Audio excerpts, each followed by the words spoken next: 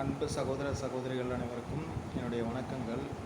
இப்போ வந்து பார்த்திங்கன்னா நம்மளுக்கு தினம் ஒவ்வொரு சப்ஜெக்ட்டு ஃபைனல் சிவி லிஸ்ட் வந்து போட்டிருக்காங்க டிஆர்பி. அந்த ஃபைனல் சிவி லிஸ்ட்டில் ஒரு சிலருக்கு வந்து பார்த்திங்கன்னா அந்த சர்டிஃபிகேட் ப்ராப்ளம் வந்து போட்டிருக்காங்க. அந்த சர்டிஃபிகேட் வந்து ப்ராப்ளம் வந்து போட்டிருக்கோங்க. உடனடியாக நீங்களே வந்து டிஆர்பிக்கு போனால் தான் உங்களுக்கு வந்து அந்த ப்ராசஸ் வந்து முடியும். என்ன சர்டிஃபிகேட் வந்து உங்களுக்கு பெண்டிங் வந்து கொடுத்துருக்காங்களோ அந்த சர்டிஃபிகேட்டை அந்த ப்ரூஃப் ஒழுங்காக வந்து பண்ணி அந்த சர்டிஃபிகேட் வந்து என்ன ப்ரொடியூஸ் பண்ணுமோ அந்த சர்டிஃபிகேட்டை வந்து ப்ரொடியூஸ் பண்ணிங்க அப்படின்னா உங்களுக்கு வந்து இந்த லிஸ்ட்டில் வந்து ஆட் பண்ணுவாங்க. திரும்ப வந்து இந்த லிஸ்ட்டை வந்து மாற்றி வந்து போடும்போது இன்க்ளூட் வந்து பண்ணிவிடுவாங்க. அதை டிலே பண்ணக்கூடாது.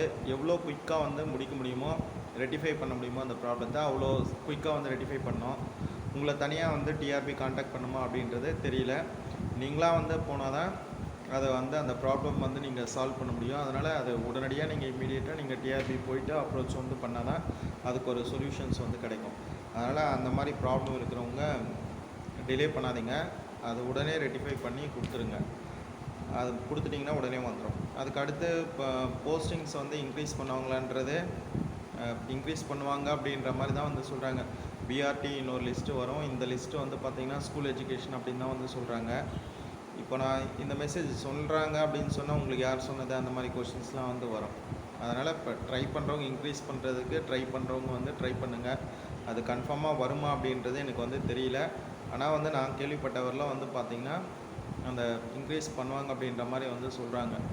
அது எந்த அளவுக்கு வந்து பாசிபிலிட்டிஸ் தெரில. ஆனால் பாசிட்டிவாக வந்து திங்க் பண்ணுங்கள். ட்ரை பண்ணுறவங்க வந்து ட்ரை பண்ணுங்கள். அதில் எந்த விதமான இதுவும் வந்து இல்லை. ட்ரை பண்ணுறவங்க வந்து ட்ரை பண்ணுங்கள். அதுக்கு அடுத்து வந்து பார்த்திங்கன்னா எல்லா லிஸ்ட்டும் வந்து ஒரு 26க்குள்ளே வந்து போட்டுருவாங்கன்னு நினைக்கிறேன். இந்த லிஸ்ட்டை வந்து போடுறது அந்த சர்டிஃபிகேட் வெரிஃபிகேஷன் நம்ம ஃபஸ்ட்டு எப்படி கால் பண்ணாங்களோ அந்த ஆர்டர் வைஸ் தான் வந்து வருது. அதனால் எல்லா சப்ஜெக்ட்டும் வந்து பார்த்திங்கன்னா தினம் ஒரு சப்ஜெக்ட் வந்து போட்டு ரிமைனிங் இருக்கிற அந்த 4 சப்ஜெக்ட்ஸு ஹிஸ்ட்ரி வந்து இருக்குது, இங்கிலீஷு, தமிழ் அண்டு வந்து பார்த்திங்கன்னா ஜியாகிரஃபி வந்து இருக்குது. இந்த நாளும் வந்து இன்றைக்கி ஒன்று இல்லை 2 சப்ஜெக்ட்டு அப்படி போட்டு 26க்குள்ளே வந்து முடிச்சுடுவாங்க. அதுக்கடுத்து கவர்மெண்ட் கண்டிப்பாக வந்து கவுன்சிலிங்க்கான ஒரு நம்மளுக்கு வந்து ஏதாவது ஒரு வழியில் கம்யூனிகேஷன்ஸ் வந்து கிடைக்கும் அப்படின்னு வந்து நினைக்கிறேன். நம்மளுக்கு 26க்கு மேலே ஒரு கம்யூனிகேஷன்ஸ் வந்து வரும்னு நினைக்கிறேன்.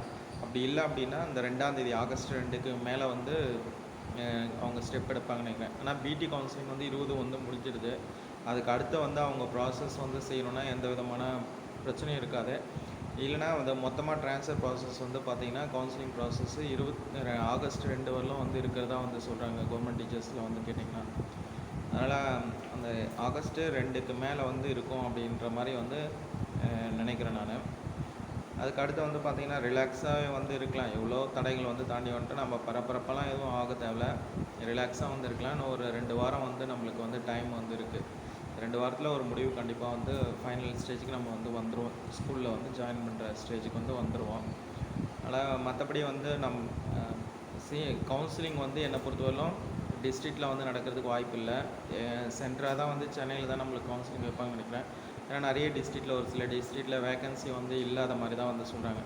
அப்போ அதனால் எல்லாேருக்கும் ஒரே டைமில் வந்து கவுன்சிலிங் வச்சா தான் அது வந்து நடக்கும். அதனால் கவுன்சிலிங் வந்து நம்மளுக்கு கவுன்சிலிங் வச்சு தான் அப்பாயின்மெண்ட் ஆர்டர் கொடுப்பாங்கன்னு வந்து நினைக்கிறேன். அதுக்கு அடுத்து அந்த இதில் சென்னை மாநகராட்சி பள்ளி டிஸ்ட்ரிக்டில் வந்து மாடல் ஸ்கூல்ஸ் அப்படிலாம் வந்து போட்டு மென்ஷன் பண்ணியிருக்காங்க. அது எந்தளவுக்கு நம்மளுக்கு பாசிபிலிட்டிஸ் அதை சேஞ்ச் பண்ணுறதுக்குன்னு தெரியல. ஃபஸ்ட்டு வந்து நம்ம ஜாயின் பண்ணுறது மட்டும்தான் வந்து பார்க்கணும். நம்ம எவ்வளோ வந்து கஷ்டப்பட்டது எதுக்கு வந்து கஷ்டப்பட்டோன்னா ஜாபில் வந்து ஜாயின் பண்ணோம் அப்படின்னு சொல்லிட்டு தான் வந்து நம்ம கஷ்டப்பட்டோம். ஃபஸ்ட்டு அது நம்மளுக்கு வந்து ஃபுல்ஃபில் ஆனால் போதும். அந்த தேவைகள் வந்து ஃபுல்ஃபில் ஆனால் வந்து போதும். அதுக்கு அடுத்து வந்து நம்ம போயிட்டு மற்றதை ஃபர்தராக வந்து எது வந்தாலும் நம்ம வந்து பார்த்துக்கலாம். அதனால் வேறு எந்த பரபரப்பும் இல்லாமல் ரிலாக்ஸாக வந்து இருந்தாவே வந்து போதும் அப்படின்னு வந்து நினைக்கிறேன். மற்றபடி நம்மளுக்கு கம்யூனிகேஷன்ஸ் வந்து வரும்போது நம்ம ஃப்ரெண்ட்ஸ் இப்போ வந்து குரூப் வந்து ஸ்டார்ட் பண்ணியிருக்கான். வாட்ஸ்அப் குரூப்பில் வந்து மெசேஜ் வந்து நமக்கு எப்படி இருந்தாலும் கம்யூனிகேஷன்ஸ் வர தெரிஞ்சிடும். எனக்கு கம்யூனிகேஷன்ஸ் வந்து பார்த்திங்கன்னா 26க்கு மேலே வருன்ற அளவுக்கு நம்பிக்கையாக வந்து எனக்கு இருக்குது. 26க்கு மேலே நம்மளுக்கு வந்து ஏதோ ஒரு கம்யூனிகேஷன்ஸ் வந்து ஃபர்தரான ஸ்டெப்ஸ்க்கு வந்து கம்யூனிகேஷன் கிடைக்கிறதுக்கான வாய்ப்பு வந்து இருக்குது. நன்றி.